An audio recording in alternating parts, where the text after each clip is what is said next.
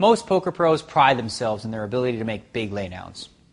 I just made a big laydown in a tournament in Atlantic City, actually. It was raised before the flop, called, re-raised to me, and I had kings in the big blind. Now, I wasn't about to mess around with the hand, so I decided to just re-raise again. Well, the first two players folded, but the last player went all in. It was like, oh no, I thought. Does this guy really have a pair of aces?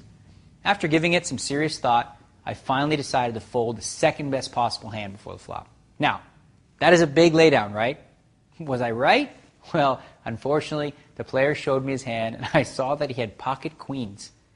So much for my big laydown. I outsmarted myself and missed out on an opportunity to double my money as a 4-to-1 favorite. Therein lies the problem with these big laydowns. When you're wrong, it is a statistical nightmare. Having said that, if you never fold the best hand, then you're probably calling too much. You want to try and avoid paying off bets where it doesn't look good for you, but sometimes your hand is just too strong to fold. For example, let's say you're playing limit hold'em and started with king 10 of hearts.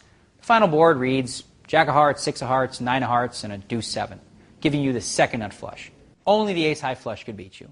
Well, obviously your hand is strong enough to bet on the river, but what will you do if someone raises you? Well, they might be bluffing, they might be raising you with a weaker flush, but more often than not, they will have precisely the one hand you can't beat, the nut flush. So what should you do in that situation? Well, the first thing you want to do is figure out what price the pot is laying you to call. Let's say, for example, that there is 120 in the pot and you have to call 20 bucks to see your opponent's hand. I mean, that means you're getting 6-to-1 odds that your opponent doesn't have the one hand that beats you. In this case, it seems obvious that you should throw in the 20 bucks since you'd only have to be right one out of every 6 or so times to make the call correct. This just isn't a situation where you'd want to make a big laydown, okay? Let's look then at an example where a big laydown might make some sense. This time, let's say you're playing no limit hold'em, where you can bet everything you have at any time. You started the hand with ace 9 of spades, and the final board reads queen 7-7, jack deuce with 3 spades out there. Well, this time, it's you that has the nut flush, but once again, you don't have the nut hand, as any full house can beat you. In this example, let's say you're up against a very conservative player, and you decide to bet the size of the pot, well, 30 bucks. That leaves you with 250 more left in front of you. What should you do if your opponent, the tight guy, decides to raise you all in? Now, this is no easy decision. What you'll need to do first is ask yourself the following question. What could he have? There are only 2 real possibilities here. You know he doesn't have the nut flush, since you do. So that must mean he either has a full house or he's running a bluff.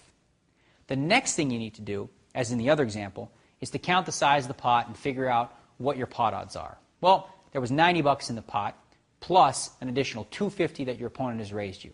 So that means you have to call 250 to win 340. Your odds this time are only about 1.36 to 1. The next and final step is to figure out how often you need your opponent to be bluffing to make your call correct.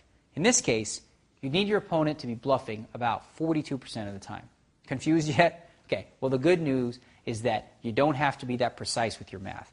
All the math does is help you ask yourself that final question. Would this guy bluff in this situation 4 out of 10 times? Now that part, that's when you are on your own when deciding if you want to make a big laydown.